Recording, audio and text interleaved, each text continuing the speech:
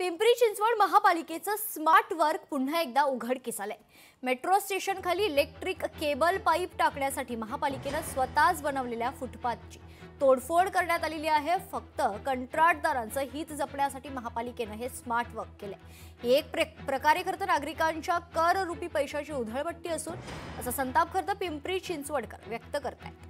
तर भविष्याचा विचार करून फुटपाथ तोडून इलेक्ट्रिक पाईप लाईन टाकणं गरजेचं आहे, अशी सारवासारव आता पिंपरी चिंचवड महापालिकेच्या वतीने करण्यात येते।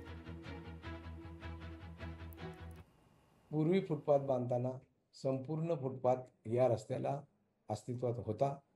तो ज्यावेळेस रस्ता हा पुनर्विकास पूर्ण रुंदीप्रमाणे केला होता तेव्हा बांधलेला होता।